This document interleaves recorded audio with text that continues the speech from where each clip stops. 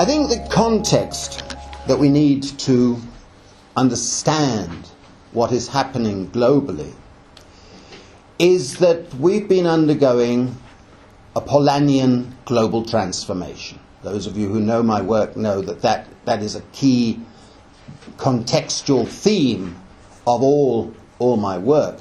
Essentially, Karl Polanyi's great transformation involved a disembedded phase in the 19th century, early part of the 20th century, which was dominated by financial capital and the bankers.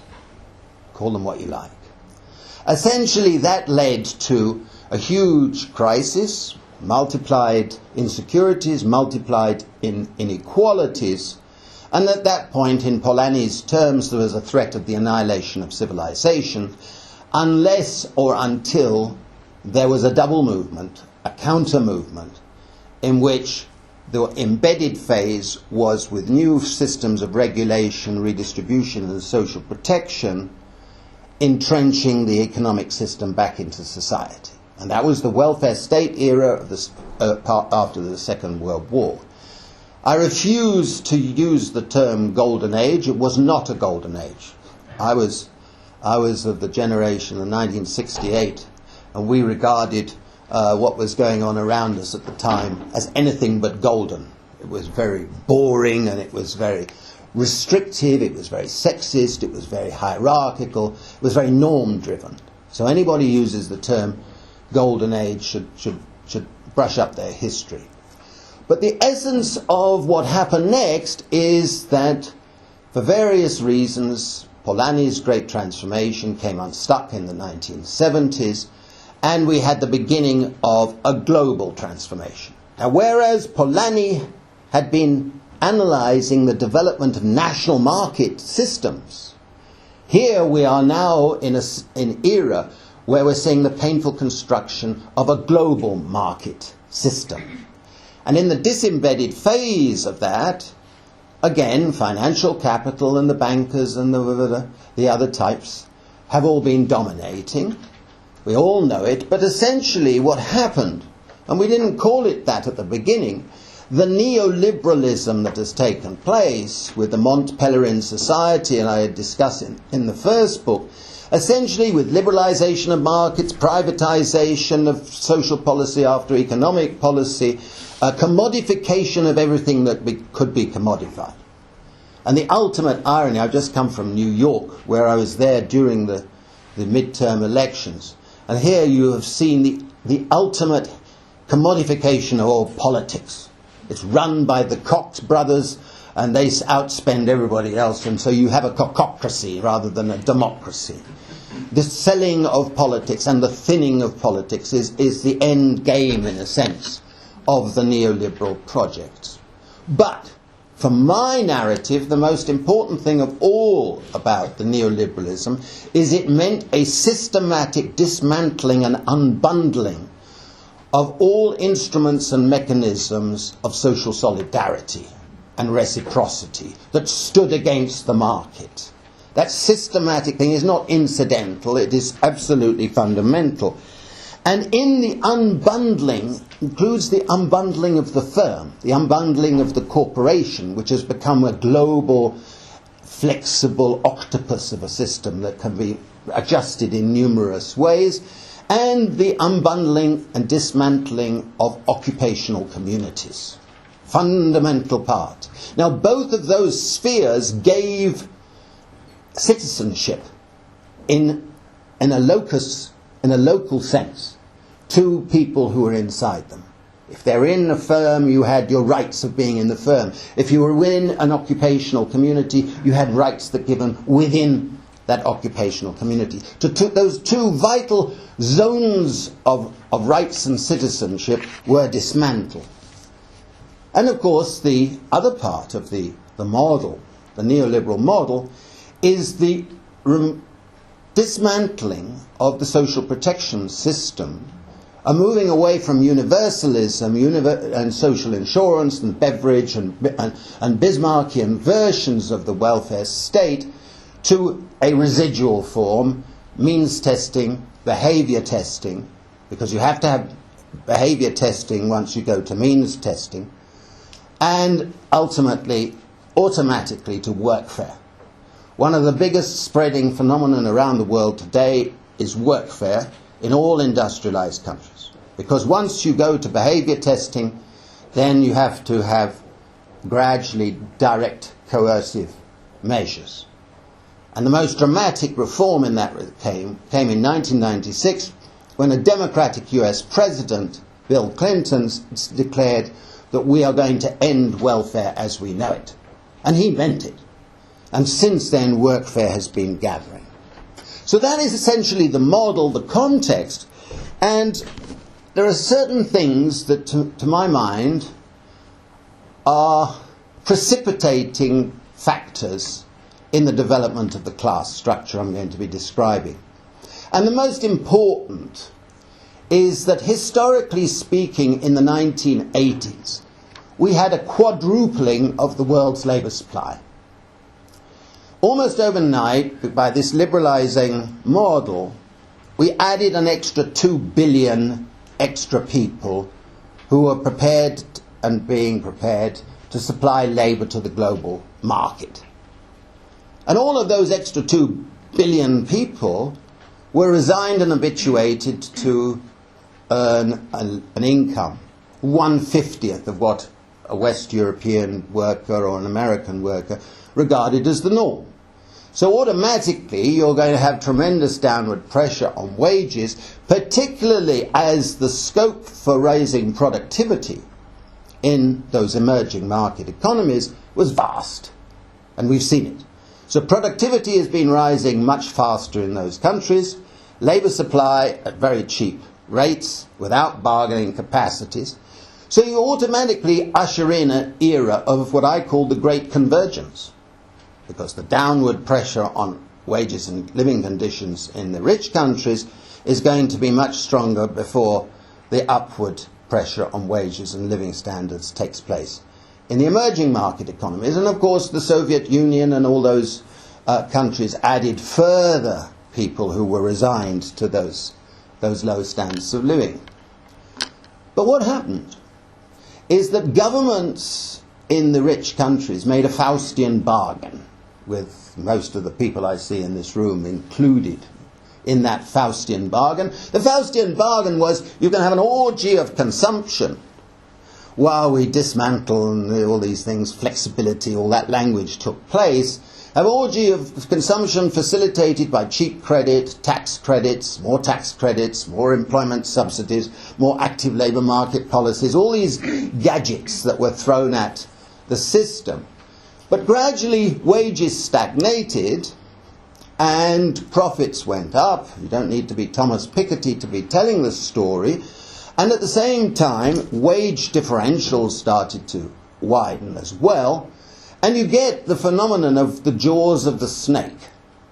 The jaws of the snake is that real wages stagnated and fell while productivity was going up like that. Whereas until this era, when productivity rose, wages rose. They rose in parallel. But the jaws of the snake have been opening. And among the countries where the jaws of the snake have widened most are the United States and Poland. But in a lot of other countries it's the same sort of thing. But underneath this, and I analyse it in the books, I'm not going to have time to talk about it, there's the dismantling of social income, a re-commodification of labour. Because a lot of people have been losing enterprise benefits, losing other forms of benefits, and relying on money, wages. And we've moved into an era which I think is unique. Charles might discuss afterwards some ideas on this. But I think we've moved into an era of rentier capitalism. Contrary to what Thomas Piketty argued, and I couldn't quite follow that part in his book because it didn't seem to me consistent. But rentier capitalism means that not only have profits shot up as a share of total national income, most of all in places like China, where the share going to labour has dropped by 20 percentage points, but the share going to rental forms of income has shot up absolutely dramatic. And particularly since TRIPS of 1995 and the fact that all countries have adopted patent laws giving patents 20 years of monopoly income. And last year was the first year when more than 2 million patents were registered, and China became the leading country of registering patents. But not only patents, you've got royalties, you've got copyright, you've got many other forms of subsidy that governments give to capital that doesn't come from profit or production. You've got tax breaks, huge tax breaks to help capital as well, which doesn't come from production. So that the amount of income going to rent has enormously changed. And I think it's more than symbolic that we're watching WIPO expand to become the grandest building in Geneva. I mean, it goes very much with the changing character of global capitalism. Now, what's been happening to global class structure? Because the essence of my arguments is that we're seeing the development of a globalizing class structure superimposed on other national structures. I always emphasize superimposed because it doesn't mean that there are not peasants. Of course there are peasants and landlords. There are still remnants of old class structures. But globalizing is producing a structure of its own on top of that, and more people are fitting into this new structure. At the top we have a plutocracy, not the top 1%, the top 0.001%. Saw these figures the other day that 85 individuals earn as much income as the bottom 40% of the world's population. Some absurd figure. No doubt we could quibble on the amount, but you know the situation. These are people who are global citizens. They don't have any responsibility to any nation state, but they manipulate politics, they manipulate the international agencies and so on. Below them is an elite, all aspiring to join the plutocracy, and then a long way below is a salariat. Now, when I was a student, the characteristics of the salariat were presented as going to be the overwhelming norm of rich countries by the end of the century. Essentially, it's long-term employment security, pensions, paid holidays, more paid holidays, etc., etc. All of those trappings that go with it. Alongside the salariat, which is shrinking numerically, is a growing group of proficients. Some of you in this room may belong to it or aspire to belong to that. Essentially, you don't want long-term employment security. You're project-oriented. You go from one project to the other. You have all your skills in your head and in your laptops or whatever, and you rush around the world making money from consultancies. Now, that group is important and is actually growing numerically. Below the proficients is the old proletariat. The proletariat is shrinking everywhere in the world, but that was the class that formed the welfare state. That was the class that motivated the ILO, and still in some senses does so. Below the proletariat is the precariat. I will come into that in a second. And below the precariat is a lumpen precariat. And that is very, very, very important, because the precariat is not an underclass. The underclass are those people out in the street dying prematurely, suffering from drugs and alcoholism, and they're the real victims. Okay? But they're not what is wanted by multinational capital. Multinational capital wants a precariat. It wants millions of people to have the characteristics that I'm about to describe. And there I think it's important to differentiate between the two. Okay, now, when it comes to defining what is the precariat, because in my view the precariat is becoming the dominant class for social movements in the next decade or so. Well, the first definition is actually not the most important part. But the precariat has distinctive relations of production, in that Marxian sense of the term.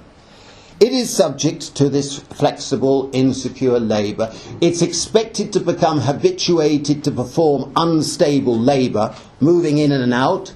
All these various categories of interns, zero-hour contracts, crowd labour is the big one that's coming. In the next 10 years, they reckon 1/3 labour transactions globally will be conducted in the crowd labour system.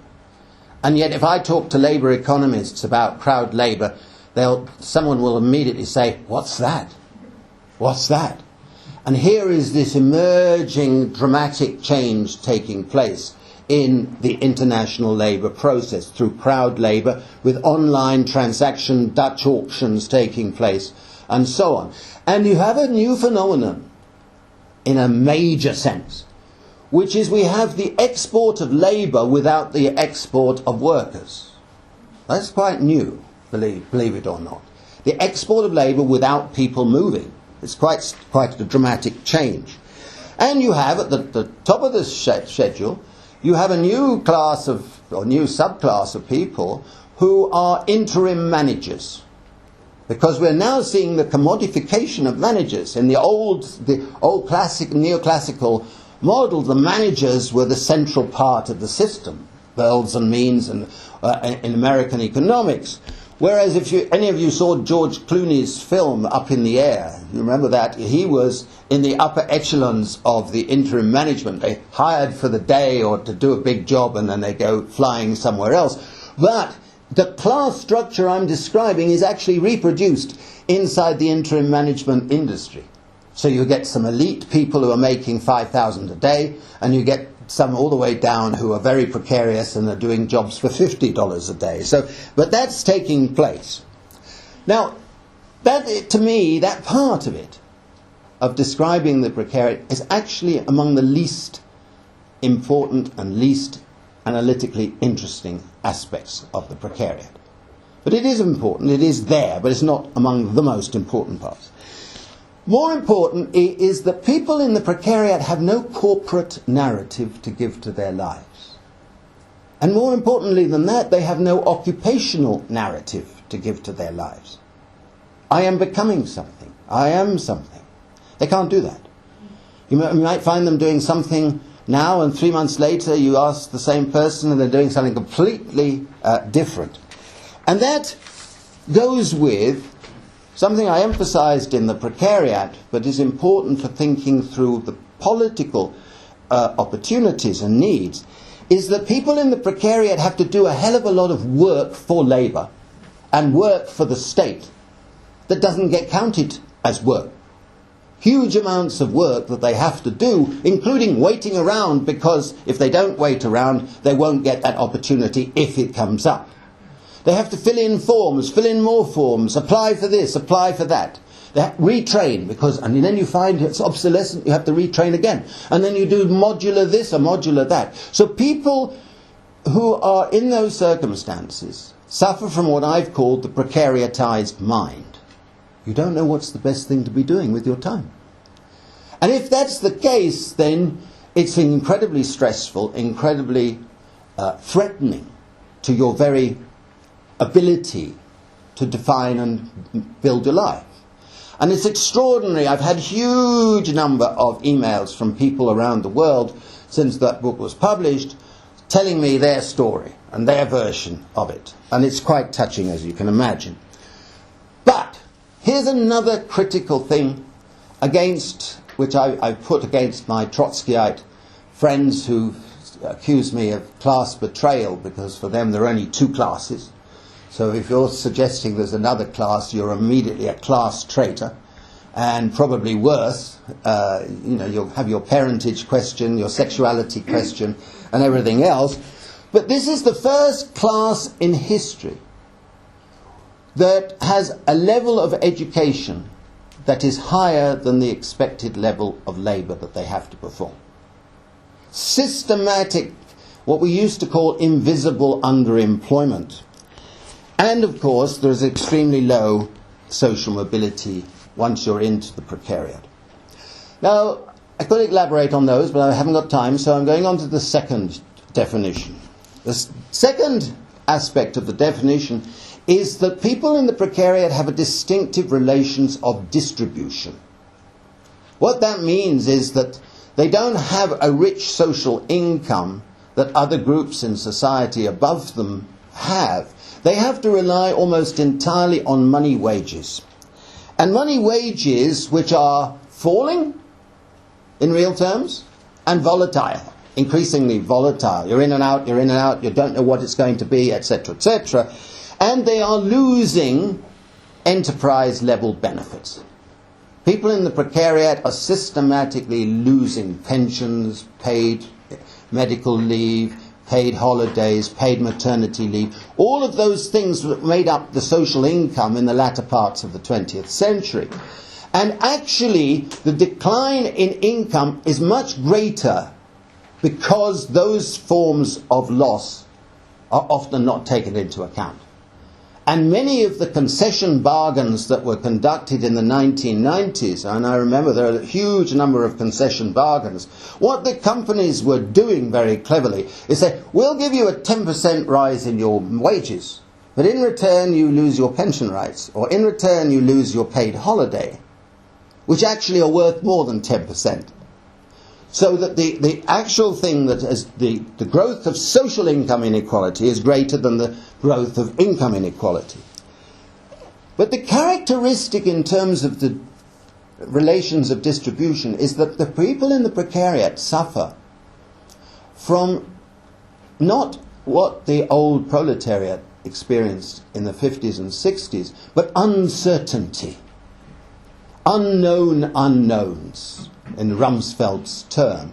And that goes together with the fact that because of the development of means testing everywhere, millions and millions of people are in poverty traps, where going from low benefits into a low-paying job would mean they're facing a marginal tax rate of 80% or 90%, or in some cases more than 100%.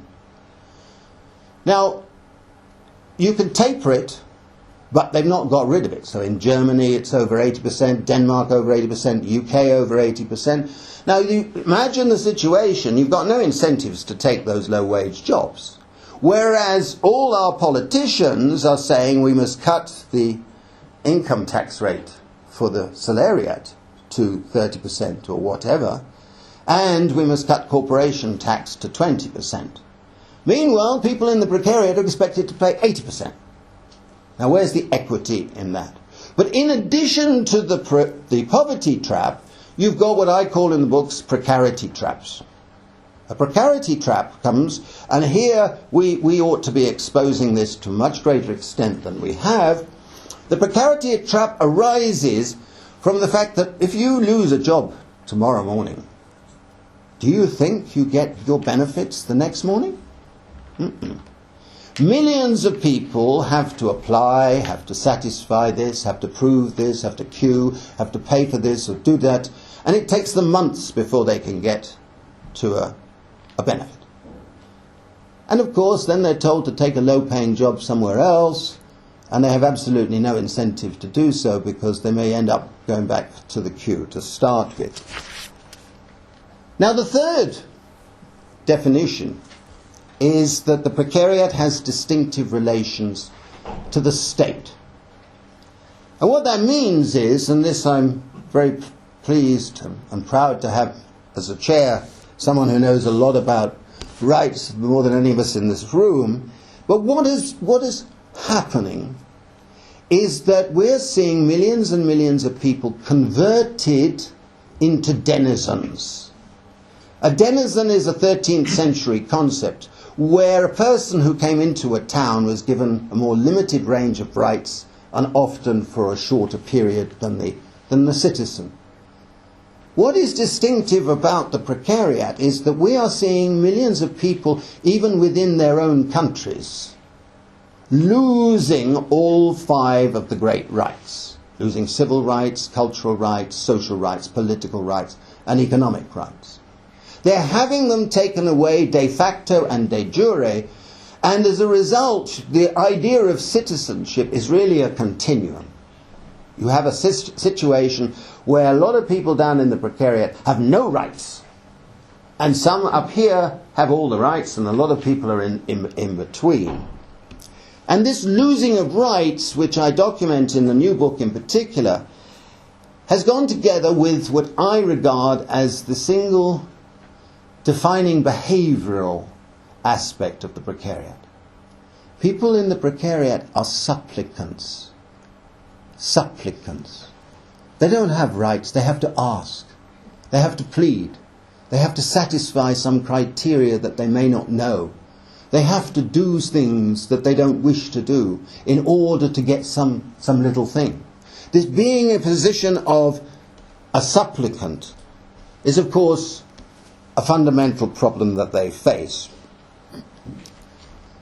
Now, those definitional matters, which I develop more systematically in the latest book, produce a distinctive consciousness.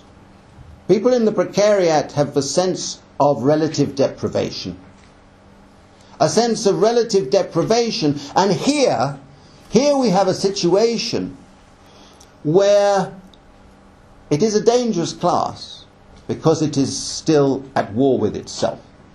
The three factions that I've discussed, the first part consists of people who are falling out of working class communities. Their parents were shipbuilders or dockers or something with a certain working class pride. But they don't even have the chance of that. They don't have a lot of education in the formal sense, and therefore populists and neo-fascists can play on their fears and have been playing on their fears and saying, we offer you a solution, a jingoistic, a nationalistic solution. It's the migrants' fault, it's the women's fault, it's the Muslims, it was some group. And these play on that part of the precariat. The second part of the precariat are the real denizens, the migrants, the Roma, the various minorities who have to survive. Whereas the first become atavistic, the second are nostalgic, because they have no sense of home. No home. They keep their heads down, but every now and then everything gets too much. Days of rage, like we saw in Stockholm last year. And the third part of the precariat are the educated, not always young, but mostly young, who were sold a lottery ticket when they went to university. The lottery ticket was meant to provide a career. They come out and they're finding they have to survive from day to day. And they suffer from a status frustration and without having a sense of future. And this is the part of the precariat that I find I'm talking to, listening to, hearing the blogs, the type that is leading Podemos, the Den Plurona movement, the Segizia, all these sort of bubbling movements that are taking place at the moment. But today, we have a situation that is apparently very pessimistic, because this huge number of people being pushed into the precariat. And we have a utilitarian consensus in the state, a neoliberal model, but one where the politicians try and sell themselves to the middle class, their middle class. And this utilitarian consensus, where you try to satisfy enough of a majority that they will support you, is going with the other part of the utilitarian model of Bentham, where we're seeing the panopticon state developing more and more, exaggerated version of Michel Foucault's imagery, much stronger than even that. So we're seeing the panopticon state and the punitive social policies becoming increasingly punitive. And here I go back to the Magna Carta, fundamentally repudiating the central three articles of the Magna Carta, which all relate to due process. The precariat are being sanctioned and being punished and having things taken away from them without any respect for due process. No charge, no trial, no peer, no formal sentencing. They're just taken away. And it's happening in numerous countries. Now, I think we've got to realize that we've reached a critical point in the global transformation. 2008 marked the crisis of crisis. Lots of crises coming together. Since then, we've seen the old centre-left internationally being exposed as emperor without clothes. They have no vision of the future. They're losing everywhere because they haven't got the guts to define the future in an exciting new way. At the same time, you've got the neoliberal model reduced to using coercion and more of cockocracy to continue. And therefore, we should think about the three principles that define the second movement of any transformation. The first principle is that every new forward march towards more emancipation, towards more equality, is led by the interests and needs of the emerging mass class. So unless a program and a strategy is appealing to those in the emerging mass class and relates to their problems, it has little chance of success. The second principle is that every new forward march involves new forms of collective action. I've just come from a conference in New York, and one very learned speaker was talking about freedom. It was all about Isaiah Berlin and John Stuart Mill and all about classic American individualistic. And I said, look, the real need is to go back and how do we reinvent and revive associational freedom as espoused by people like Hannah Arendt and going all the way back to Aristotle. Because freedom can only be realized in collective action. But it's going to be a different form of collective action from 100 years ago. And the third and final principle, I've got 1 minute to say it, the third and final principle is that every new forward march involves three overlapping struggles. The first struggle is a struggle for recognition, a struggle for identity, to be a subject, to have agency. And I think what's happened since 2011 with the Occupy, the Indignado, all the various movements and protests, there have been more protests in this period than in any comparable period in history. I think what has happened is that more and more people are identifying themselves, whether they call themselves Precariat or something similar, that they feel they belong to this group. And they're not ashamed. And they're not only seeing themselves as victims. In my new book, I quote a piece of graffiti which I regard as wonderfully subversive on a Madrid wall. The worst thing would be to go back to the old normal. That's powerfully subversive if you think about it. And this sense of not wanting to go back is at the same time this sense of recognition is emerging. I don't feel sorry for myself. I see it's structures, it's processes, it's things out there that they want that I have this experience. But I don't want it. And I'm angry. And I'm going to do something. This political thing is necessary in order to get political re-engagement. And the second struggle, which is only just starting, is a struggle for representation. I would say to organizations like the ILO, unless you are organizing and encouraging policies that give the precariat an active voice in all the governance systems, you're missing the story. You're missing the point.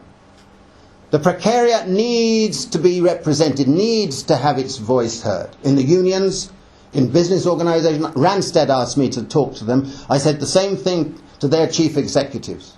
I said, unless you get them inside, you won't be able to understand and you won't relate to them.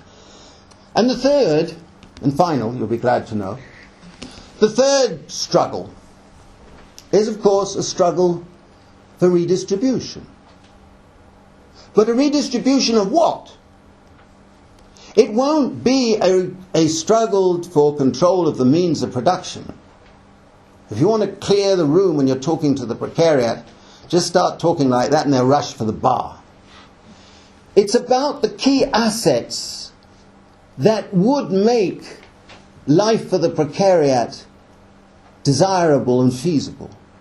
And that is why the precariat is a transformative class, unlike all the others, because it wants to create conditions and institutions that would abolish itself.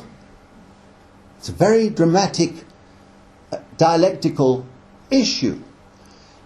The key assets for the precariat are first of all security, because security is fundamentally more unequally distributed in our societies than income itself.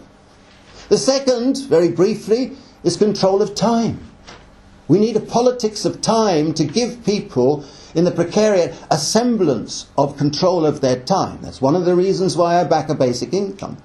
The third, and this is really important as part of the precariat agenda, unlike the salariat or even the proletariat, is quality space.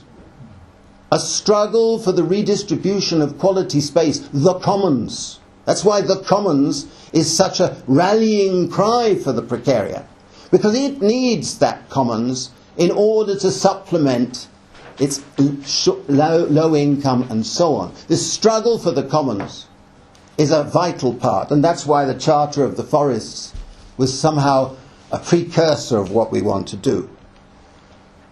The next, and I've only got three mentioned, and I'll shut up. The next one is we need a struggle for the decommodification of education. Because education in the Hegelian sense of liberating and developing our capabilities and our imagination and our political capacities is increasingly going just to the elite, whereas down here it's human capital preparation, job preparation, modular training, and all those nonsensical terms that they use, which are degrading, dehumanizing, and are not developing the educational imagination. And then we need a struggle for the redistribution of financial knowledge and advice. There should be a right to financial advice and knowledge. And finally, we need a strategy for the redistribution of financial and other capital. And here is the charter, the latter part of the charter has 3 articles. It has 29 articles in total. Some are about emancipation and strengthening freedoms. Some are about restructuring so that voice and associational freedom can develop, and some about redistribution. We need capital funds, we need a basic income, we need the reduction of subsidies and various other methods that are thought from the perspective of the precariat, so that they get some of the benefits. And I think that that makes it a radical charter. And I'll stop at that point, but I was going to say a little story about Middlesbrough. Do I have 1 minute? You have 1 minute. I like this story. It's said in the book. I think Ian and several friends know it. Last year I was invited to present the Precariat in a town called Middlesbrough, which is the northeast of England, those who don't know. In 1820 it was a tiny village and nondescript, nobody knew it. And then they discovered iron ore. And then by about 1840 it had become the centre of the Industrial Revolution. And the iron ore has been exported all over the world, so that the San Francisco Golden Gate Bridge is built with the iron ore from Middlesbrough. You go to the other side of the world and you go to the Sydney Harbour Bridge, it's built with the iron ore from Middlesbrough. If you go to India, most of the railway system is built with the iron ore from Middlesbrough. When I was invited to talk in Middlesbrough last year, I broke down because you can go around, and a friend took me around. Most of the houses are blocked up with concrete blocks. Weeds are growing in the garden. People are hanging around on street corners in flabby conditions, without hope, without sense of direction. And the poverty is palpable. If you go down to the south of England, the people who received all the wealth of those workers in Middlesbrough sent their children to Eton, and they're back in the cabinet running the country as millionaires and multimillionaires. And you say to yourself, like Tom Paine did, that the income and the wealth of all of us is far more to do with the contribution of our forebears than anything you or I did. Anything. And in a sense, having a basic income is having a social dividend on the wealth created by our forebears. That is an ethical justification for moving towards a basic income. But without a basic income, we will not have the security, we will not have the capacity to have control of our time, and many other things. And all the objections that have been made to a basic income, which I discuss in the book, I think can be answered. And what is happening is that suddenly there's an energy and respectability about an agenda for a basic income in all sorts of different countries. And I think that we all should think that we too can participate in that struggle for a basic income. Thank you very much for listening.